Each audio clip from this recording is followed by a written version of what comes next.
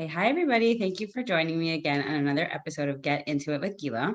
I'm Gila Glassberg, registered dietitian and certified intuitive eating counselor. And today I have Aimee Barron. Hi, Aimee.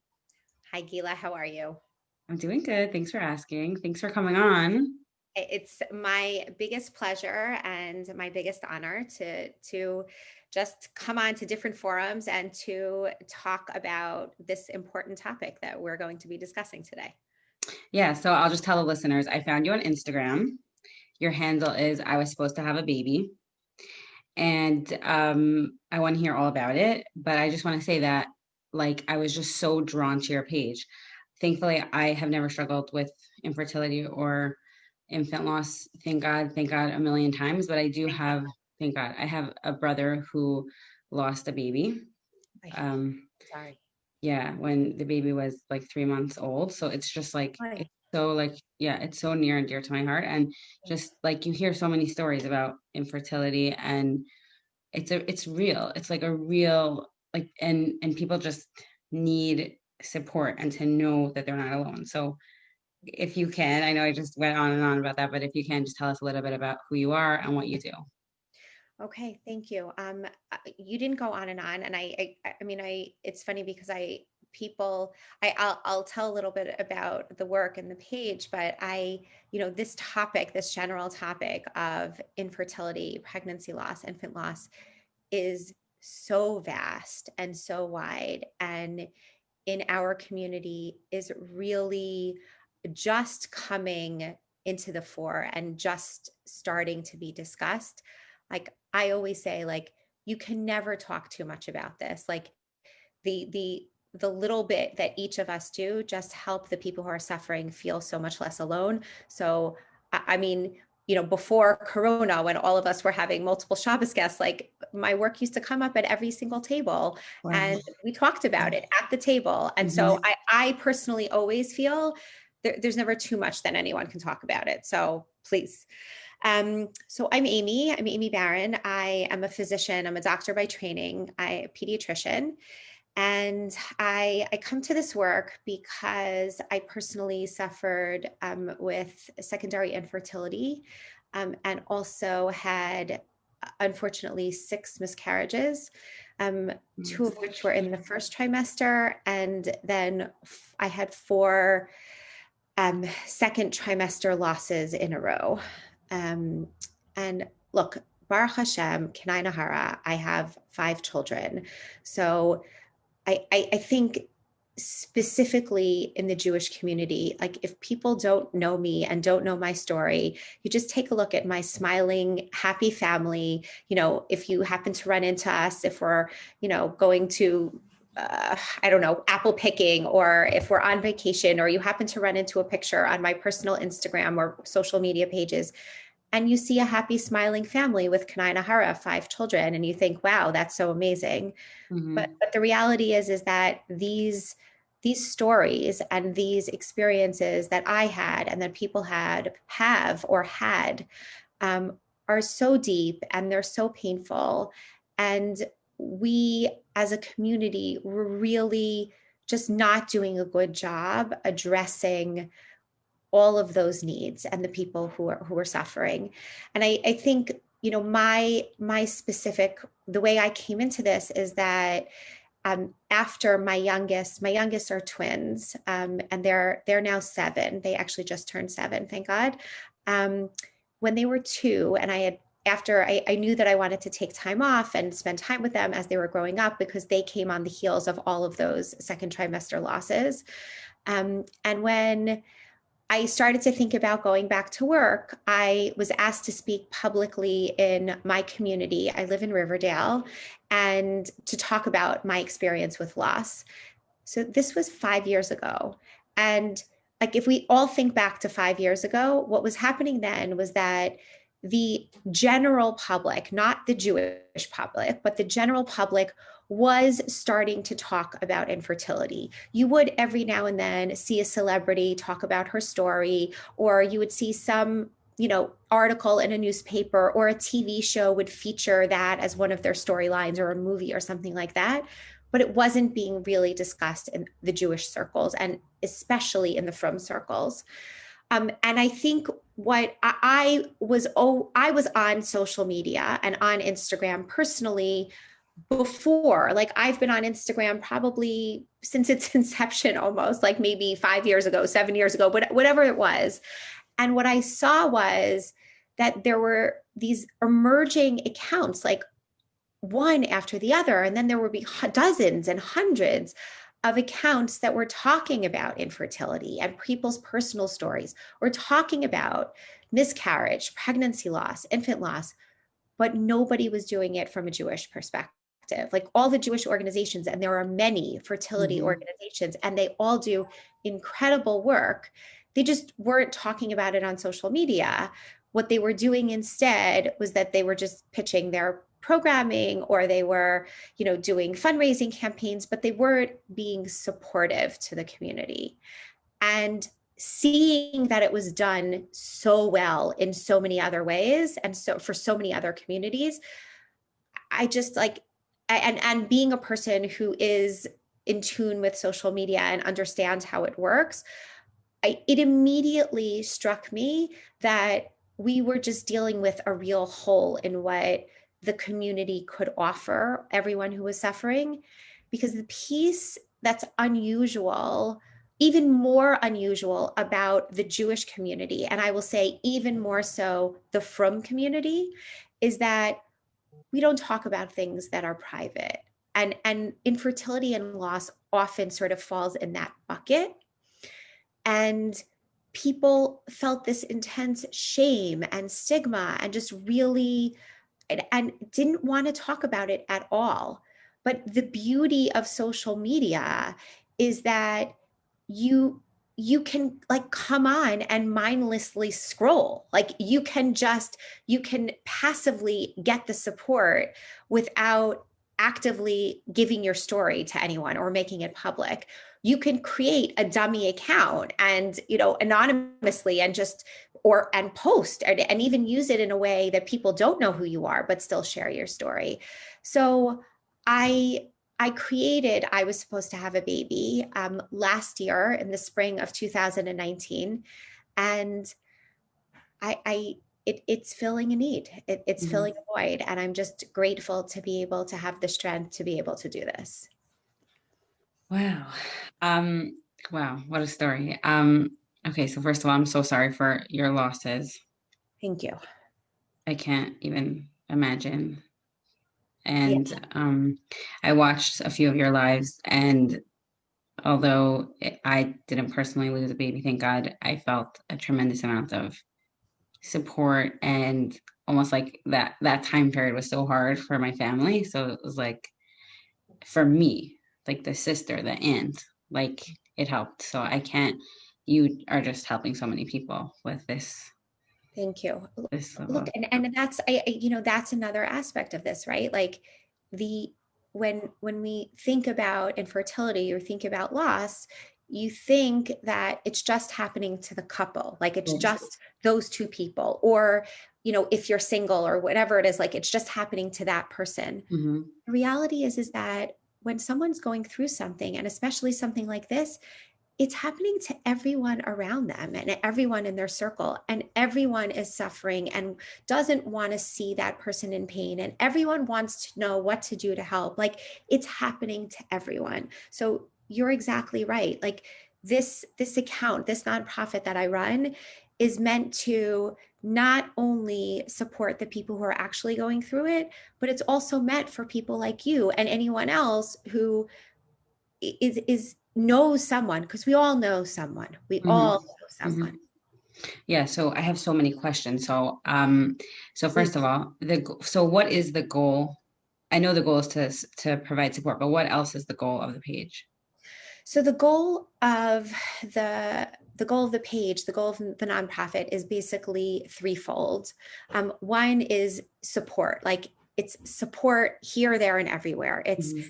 on the page itself, whether that's offering virtual support groups or one-on-one personalized sessions. It's the posts and the content that goes up where people share their stories or share their feelings, or I'm pulling from other accounts and other people that are doing incredible work in this field, and something hits them, and they share an aspect of this that really resonates with people. So it's support first and foremost. It's support. The second aspect is really knowledge and power. Knowledge, power, education.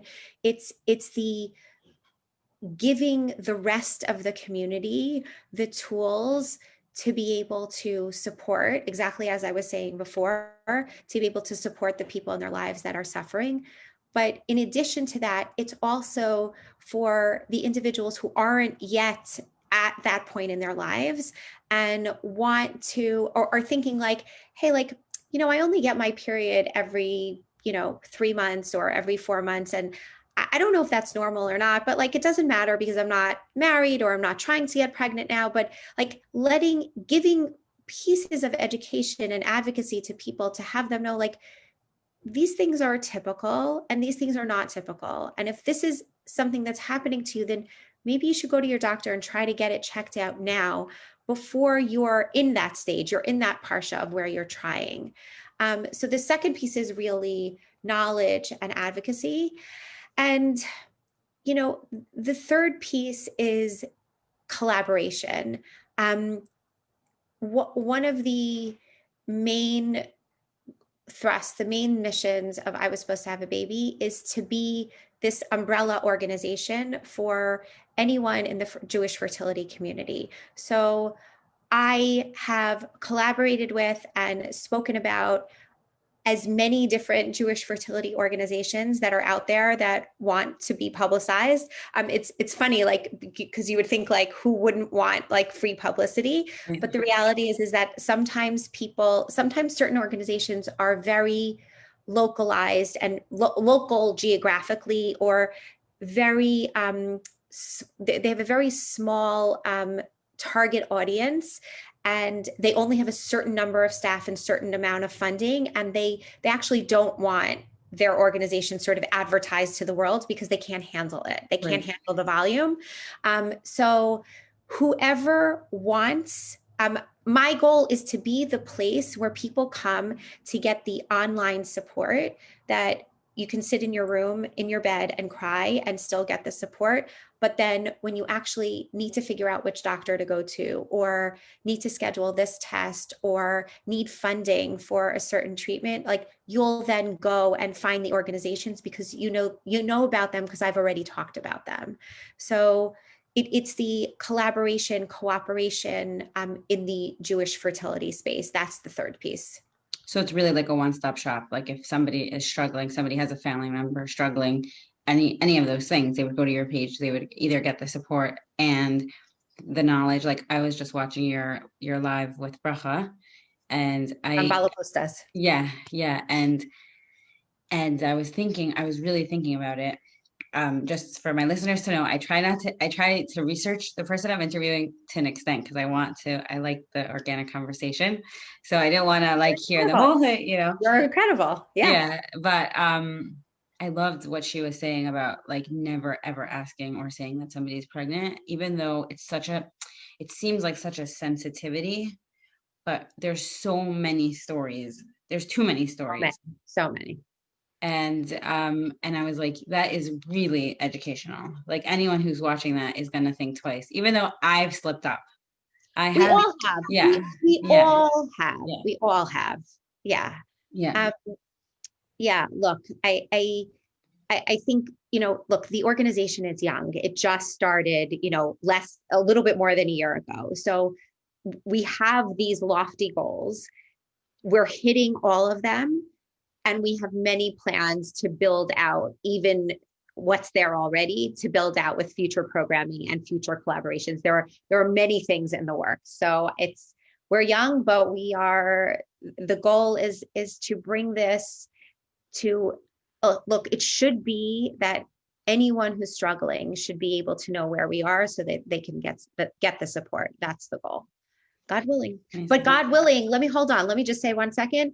God willing, this organization will cease to exist because Oh no one man. will suffer anymore and everyone will have the children that they want and the time that they Mhm. want it. And this will not need to happen. But until that happens, until Mashiach comes, if Hashem gives me the strength, I will continue to do this work. Wow. So I want to ask on the technical side. So you're a pediatrician by training. So just for a few minutes, I want to know, did you have a love for kids? Did you have a love for medicine? My sister's a doctor and my brother-in-law's a doctor. Lots of doctors in my family. So Yep. I would love to hear that story, how that Yeah. came. I grew up always, like really always knowing that I was going to be a pediatrician, always from the time that I was very little. I should actually caveat and say that in my 8th grade yearbook, it says that I'm either going to be an actress or a pediatrician. So like, or a doctor, I think. I'm not sure. Similar. Right, very similar, very similar. Um, I had had a couple of roles in some of our school plays, so I think that's where that came from. Mhm. Um, but I don't remember actually if it said pediatrician or doctor, but I definitely knew that it was going to be a doctor, and I was going to be a doctor, and that I I I I always had a love for children, and I think the the piece about pediatrics and medicine is that it's a happy place in medicine. Mhm. There's so much of medicine that's depressing. And Mhm. yes, is it difficult when children get these horrific diseases or cancer? Absolutely. But I wasn't going into pediatric hematology and oncology. Like Right. I knew that I wanted to be a general pediatrician. And generally speaking, when kids get sick, they get better. Mhm. And so for me, that was I was always headed down that road. It was actually a great, like there was a really great moment in my medical school training. Like there was a point of time where when I was doing my OBGYN rotation where I kept thinking like, oh, this is so fascinating because like you see the development of the babies and like you see how they grow and the embryology and the different stages. Like I was totally into it. And for a few weeks, I would say, I was like, yeah, maybe I should be an OBGYN instead of a pediatrician. And then like in these medical school rotations, like um, you do some work sort of like theoretically, like more in the books academically, and then you spend time on the floors. Um, and so it wasn't until a couple of weeks in when it was time for me actually to go to the labor and delivery floor and start attending deliveries. And at my first delivery, I remember this like it happened yesterday. My first delivery, um, like, we're there and like, the mother's pushing and like the baby comes out and like it's like this like incredible awe-inspiring moment which all of us like people you see it on movies and TV shows if you haven't experienced it yourself, but it's just like it's this incredible moment, right? Mhm. And I remember being like, wow, this is amazing. And then like the doctor takes the baby and puts the baby on the warmer and I like follow the baby and like spent like 10-15 minutes like making sure the baby's okay and doing the APGAR scores and blah blah blah. And then like my my attending, the person who was in charge of me at the time said, hey, by the way, like the baby's not your patient, the mother is your patient. Like you need to come back here and like Mhm. figure out whether she needs to be stitched up and like, Mhm. like we need to take care of her, like not the baby.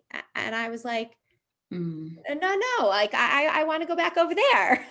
Then I was like, okay, right. I'm actually want to be a pediatrician, not an OBGYN. Right. Wow. That's so cute. That's such a cute Yeah. story. I love that. So then you became a pediatrician, and how long did you practice? So I did my 3 years of residency, and I got married and had my first child during residency, and had her actually my last year of residency, and then basically took about 6 months off afterwards to finally spend time with her and study for my boards. And then I worked for, let's see, one second. No one's asked me this in a while, so just give me a second here. No problem. I Take your think it time. was like 2000 and da da da. Okay, so then I worked for about it was either 8 or 9 years, something like that. where I was the attending pediatrician in a hospital in New York City, where only for newborns. So basically, I did labor and delivery. So I was the doctor if, God forbid, there was a high risk delivery or meconium, something like that, or preemies. So I was the pediatrician who attended the deliveries.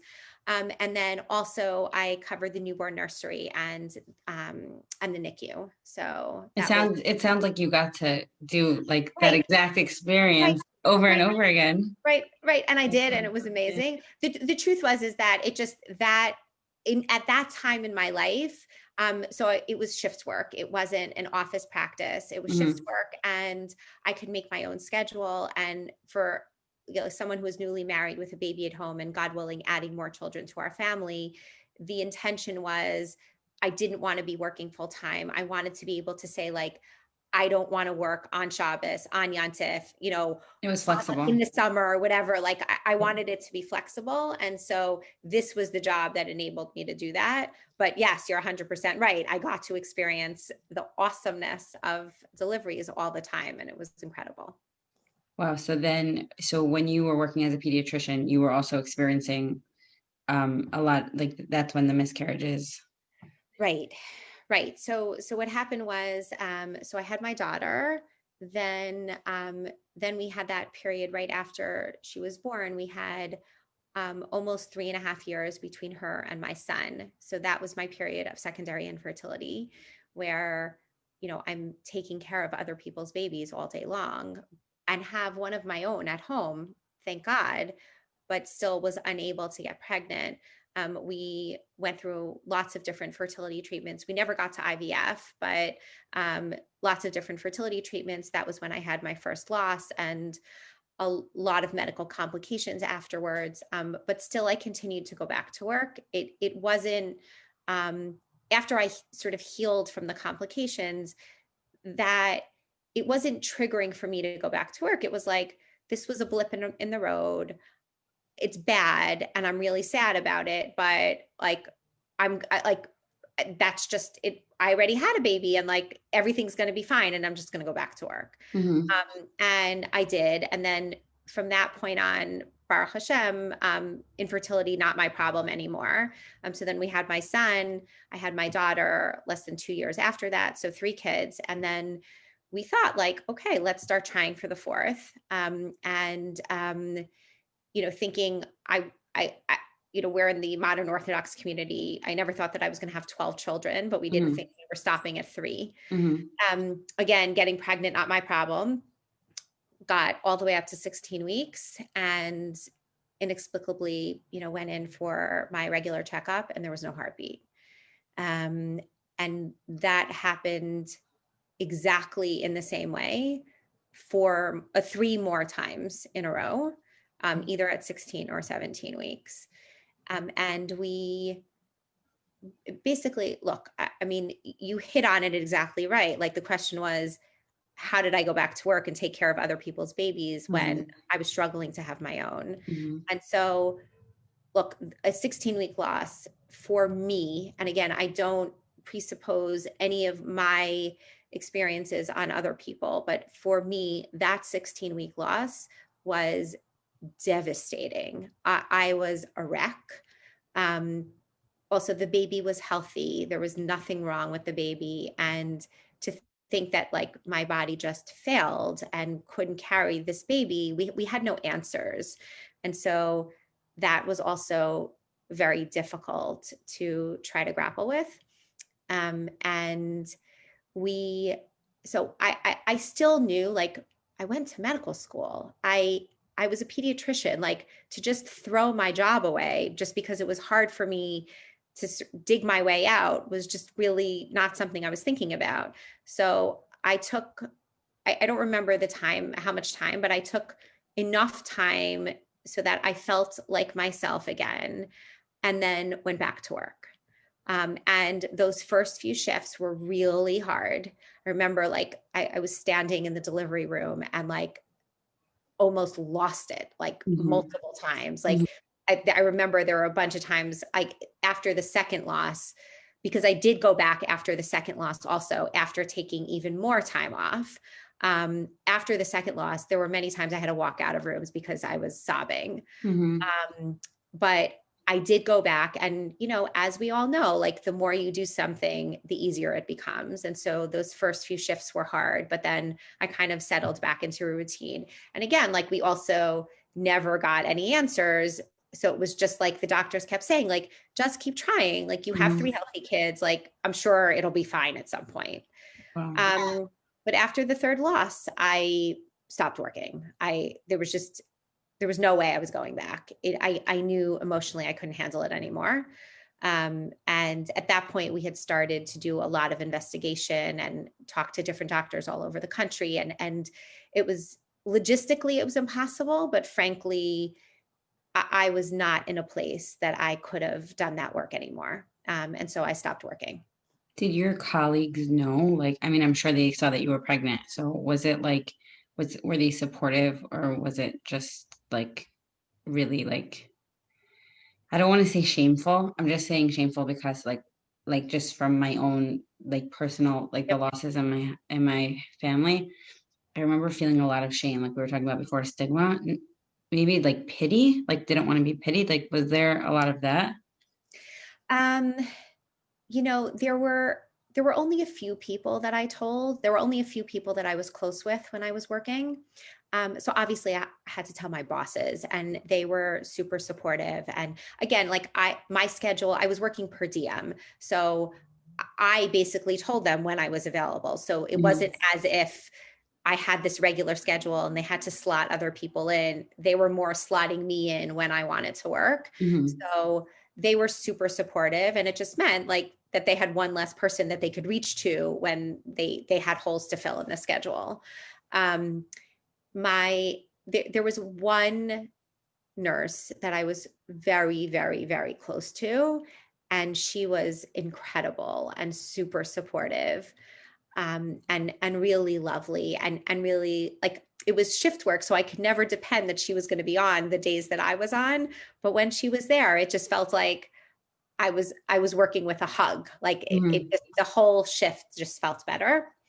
Um, the rest of my colleagues, the other physicians, all of the attendings in the NICU, and the other OBGYNs, like, they didn't know. I didn't share it.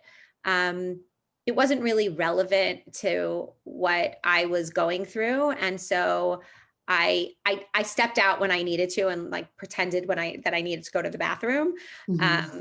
But I didn't feel like I wanted people pitying me, and I just Mm-hmm. wanted to be able, it was also like I was at work. Like, I wanted to be able to focus and sort of get the job done, as opposed to thinking that, like, people thinking that I was not competent to do my job. Right, right. Um, so yeah, that's kind of the way it happened.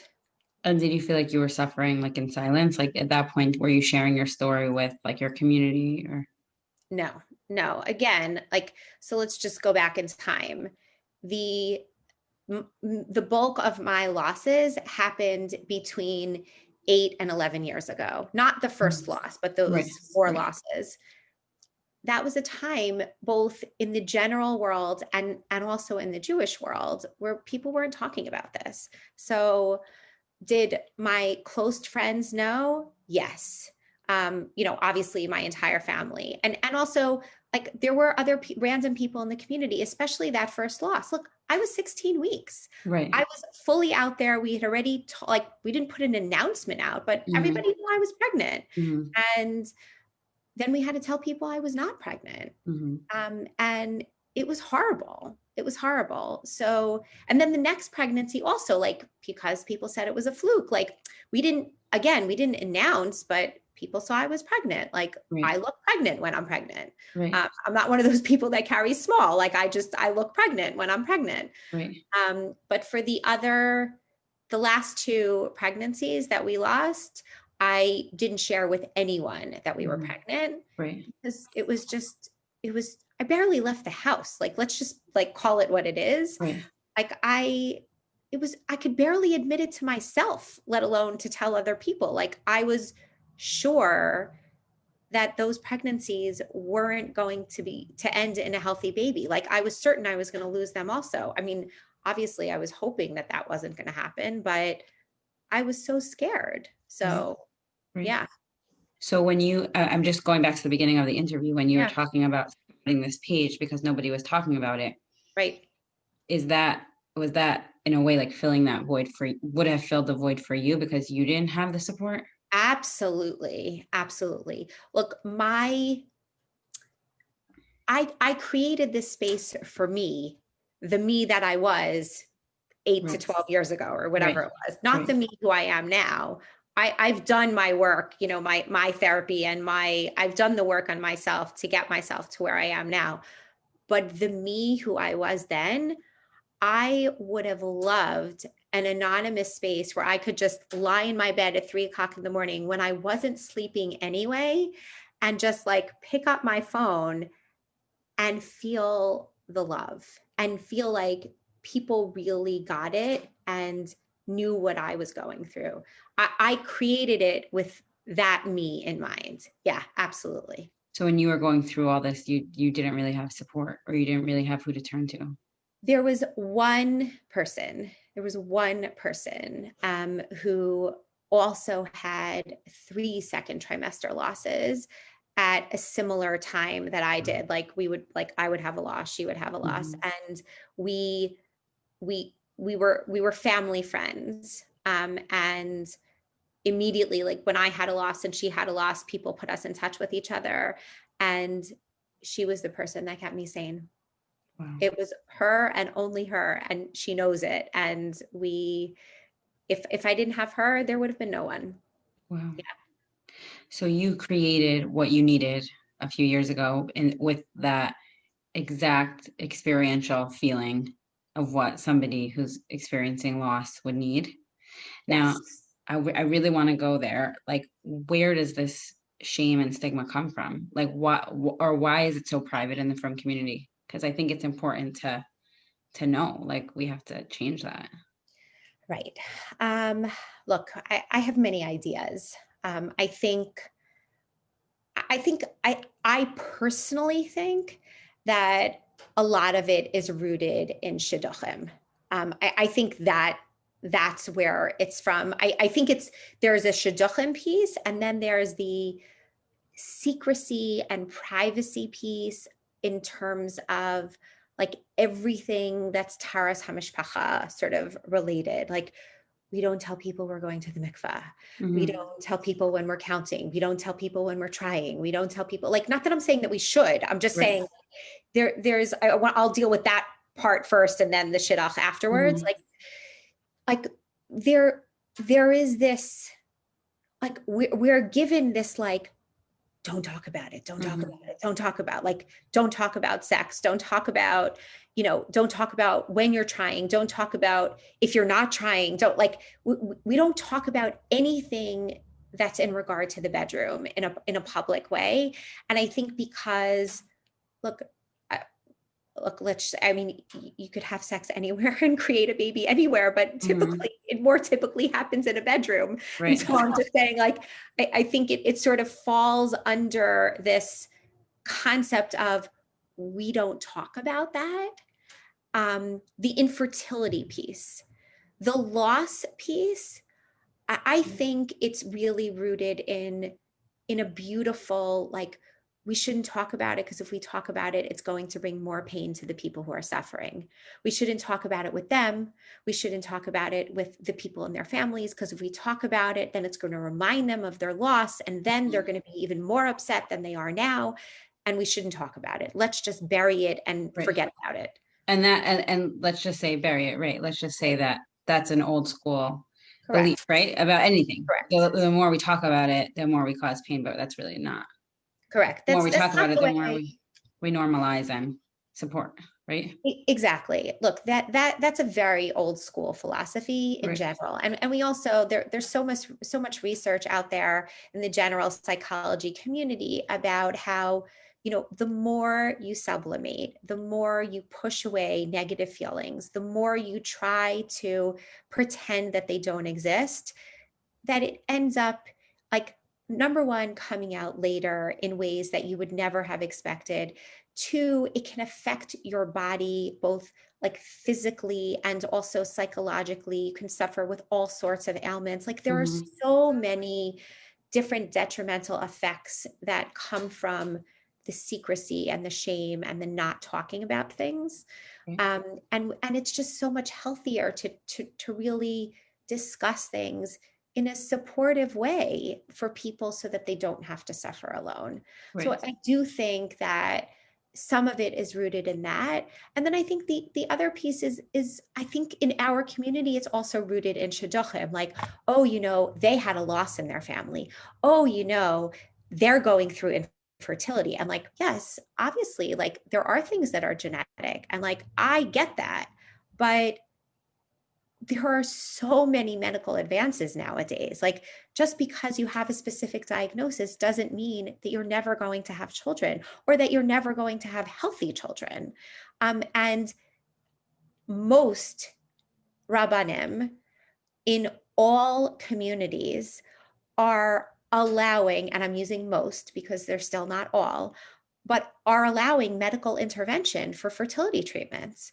We are a community that, our main mandate is pru-revu. Like, Hmm. the main mandate is to have children. And most rabbanim, like, really, they bend over backwards to do everything possible to enable couples to have it. So I think that that's slowly starting to change, but that is a piece of it, in my opinion. Hmm. So I guess like maybe this is an opinion question, but like I know that since Instagram has come to be and people are sharing more of their private life publicly, or maybe it's not private, but there is that balance. Like we do believe in, I wouldn't say secrecy. Maybe we do believe in secrecy, but that's like a false value. But let's say we believe in like what is it? Like, we learn in seminary all the time that you're not like you're not impure, you're like separation is purity or something, right? Like we get that Yes, yes, message a lot. yes, So there is like that underlying message that like almost like the more secret you are, the more tenacious you are. But I correct. think it's just Totally.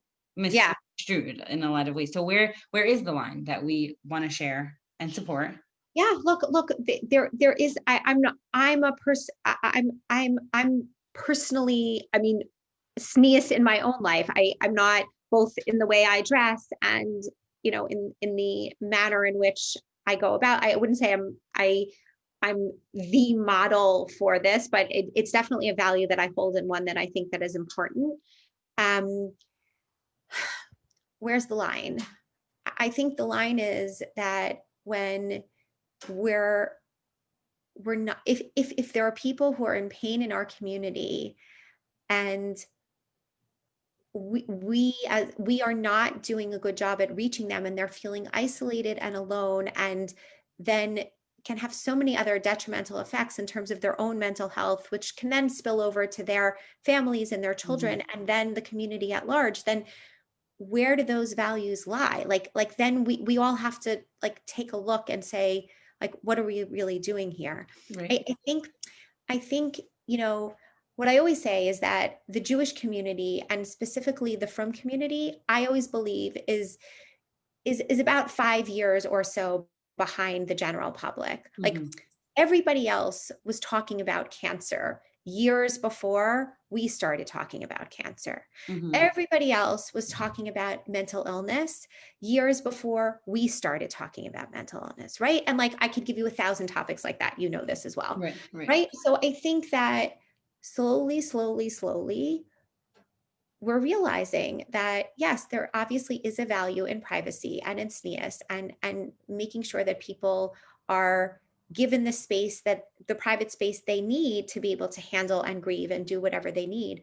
But there also is a communal need to support them.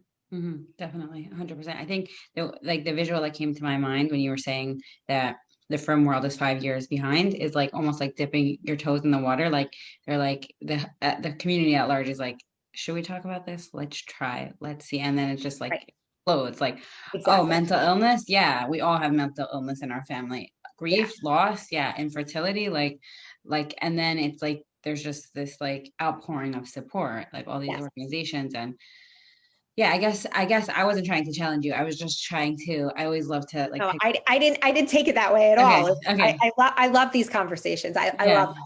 Yeah, I think that's how we get like clarity on, like I was thinking about let's say like we talked a little bit before the interview. So my mother passed away very suddenly about 2 years ago, and I write about it, I blog about it, and sometimes I would even write about like my anger towards Hashem, my questioning of Hashem. And I was feeling a lot of guilt, shame, or like the shame vulnerability piece, like am I oversharing?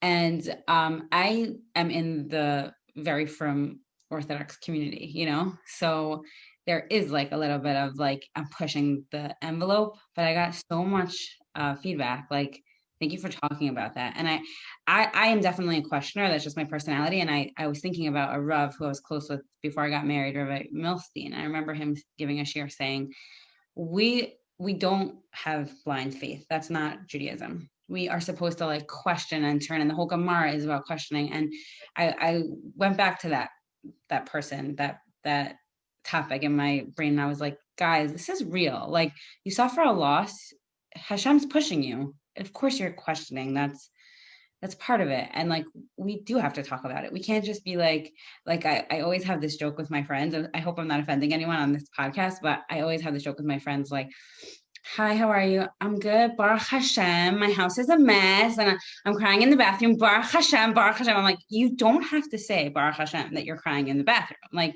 come on, guys. Like, let's get real. Right. Exactly. Look, I think that, you know, we as humans have the capacity to have complicated emotions, and we have the capacity to sit with grief and sadness and pain. And I think that some of it, you know, obviously it comes from a good place, right? It's this like Hashem is testing me. Hashem like is giving me this specific like this test because he knows that I'll be able to surmount it. And Hashem loves me, and like it's all for the good. And Baruch Hashem, everything's fine. And like, yeah, okay. And if that works for you, great. Like kol hakavod, let it work for you, and let that piece be your driving. Let that piece be your drive, the piece that drives you. But for the rest of us who aren't on that lofty level, who are just in pain, like it's really hard to just say like, okay, Hashem, I know you're testing me, and like I'm here and it's fine. Just keep throwing the bad stuff at me. Like I know you're doing it because you love me. Like it's just really hard to get to that place. Like people, and I think people are so well-meaning. I remember like after one of my losses, like someone gave me this incredible book called The Garden of Emunah, right? And like we all know about this book. Like I mean, I don't know about everyone, but it's a very popular book because it's basically, I mean, he has a series, and I can't remember who the author is right now, but I mean, he has a series and he really talks about Emunah and Bitachon and how like really that, you can, in any sorrow or stress that comes in your life, like you can really look at it in a way that Hashem is trying to teach you a message, teach you a lesson, give you a message, whatever, like that you believe that from on high, that he's really like giving this to you for the good. And I remember like we all see like these different individuals who have gone through tremendous like struggle in their lives, or like chas v'shalom, have like people have gone through the Holocaust or have gone through like terrible things, and they come out with this like tremendous emunah and really just connect to Hashem in a much deeper level. And that's wonderful. But the rest of us are just really in pain and can't necessarily at that time access those emotions and those feelings. It's just about like, this sucks. Mm-hmm. It's terrible. Mm-hmm. I wanted to hold a baby in my arms. I was supposed to hold a baby in my arms. And now I'm going through my third IVF, or I was supposed to be 4 months pregnant and now I'm sitting here with a belly and an empty belly. Like, it's just really hard. And we also have, I think as a community, we have an obligation to meet people in their pain as well, and not just give them the lofty religious and spiritual pieces. Like, there's also pain and it needs to be dealt with. Yeah. Right. I wouldn't even I've stopped using like that lofty level. Like I've stopped thinking about it that way because I'm like, I just posted on my Instagram, like if somebody seems to be doing it better than you, they either I always say this, they either have more help than you that you don't see, have a different personality, or they're Totally. faking it. And Totally. I just believe that, like a lofty level, maybe Hashem just, gave them a different Nikudas Havachira. Like they just, I Yes. don't know, their mother had more Amuna. They have an easygoing personality. They have, like, for the people Right. who are sensitive, highly sensitive, or empaths or whatever. I think of the Enneagram, like a Yep. really feeling person. Like that pain, like I know for myself when I mean, I'm still struggling, obviously, but when I'm talking to my therapist about, I know what I could do to make myself feel better. Like I could look at pictures of my mom, I could meditate, I could call a sister, but what do I do when I'm in so much pain that I can't access the coping skills, like, and like what you said, like this sucks. Like, like it's so powerful, even though like some people maybe would say like don't stay there, don't be stuck there. Like, Right. no, I have to. I have Right. to. So Right. so what is it that you like? I want to give the listener something practical. What are some of the most powerful coping skills that you would recommend for people who are really in the trenches? I I don't recommend actually anything personally, because I can give, grand overtures, but Mm-hmm. for everybody, it's very, very deeply personal. What works for me, or what works for me, is not going to work for you. But what I do talk about on the page a lot, and and in other spaces, is that, like, really listening to yourself, and like hearing, like taking your temperature, so to speak, and hearing where you're at. Mm-hmm. Like, if you're not having a good day and you have the capacity to, like, take an hour off, take a half an hour off, or take the whole day off and Mm-hmm. spend the day in bed, or walking on the beach, or getting a massage, whatever that thing is for you that's nourishing, if you have the ability to give it to yourself, then do it. Like, self-care, like, I think people talk a lot about, like, this notion of, like, self-care is like, manicures and chocolate. Like, Mm-hmm. self-care is like the furthest from manicures and chocolate. Mm-hmm.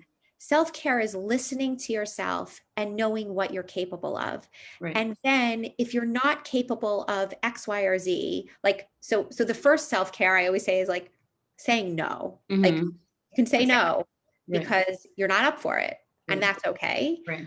But the other thing is, what are the things for you that help to nourish your soul, your neshama, your guf, your every part of your body? Like, what is that thing for you? And for everybody, it's different.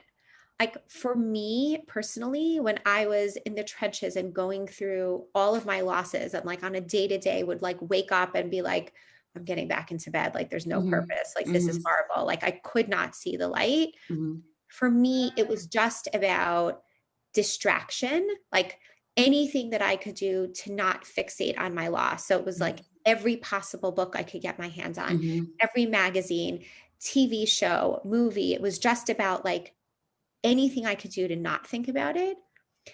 And then when I was ready to get up out of bed and finally start, like, facing the world, and it wasn't even the world, but it was just start, like, coming back to myself a little bit, exercise was the thing that did it for me.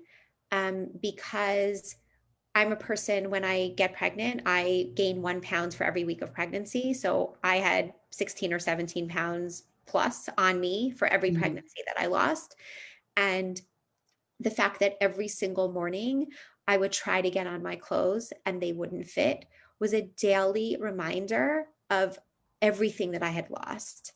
And so losing the weight, but also the endorphins that I got once I got myself on my treadmill, and the absolute like pounding of my feet Mm-hmm. against the treadmill or the pavement, or like when I used to go to the gym more and like lifting these really heavy weights, like that physical exertion of like getting out my anger and frustration was really, really therapeutic for me. Right, right, But everybody has to find their thing and then do it.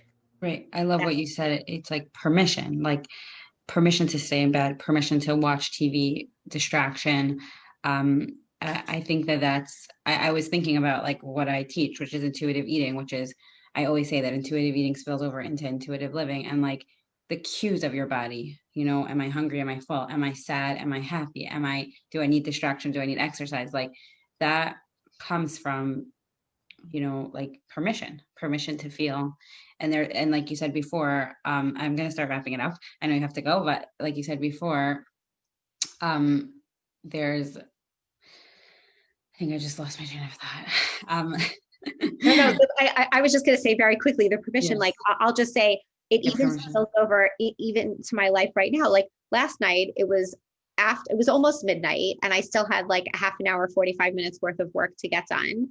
And I was hungry, but I wasn't actually really hungry. I really just wanted chocolate. And I Hmm. was like, okay, it's not so healthy for me to be eating chocolate at midnight, but like honestly, I kind of want some chocolate. So Right. I went, and in my freezer, I always like babka is my thing. So Hmm. like I went to my freezer and I found my stash of chocolate babka and I cut off a piece and I ate it at midnight last night because Right, like that's what I needed. right, And right, like it's just like that's like you just have to listen to what your body needs. right. And I think that what you were saying before is that like when we don't listen to what our body needs, when we don't let ourselves feel, and Dr. Sarno, Dr. Sarno, healing back pain, like that, like, and I read such a good book, Feel Your Fear and Do It Anyway. She gives really good examples of how unprocessed emotions like almost hits you in the face when you're not ready for it. So like anyone who I heard Malky Hirsch on a podcast talking about losing her husband, and she said like one thing that somebody said to her was not to take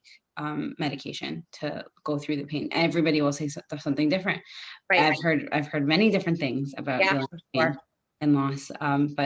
But I was like, yeah, like I was thinking about all these things. Like the only way to deal with grief is to go through it. And I think that what you're doing is letting people have permission to go through it and to feel. And by listening to other people's stories and, like all the content that you're putting out. And that's like a part of healing, that permission.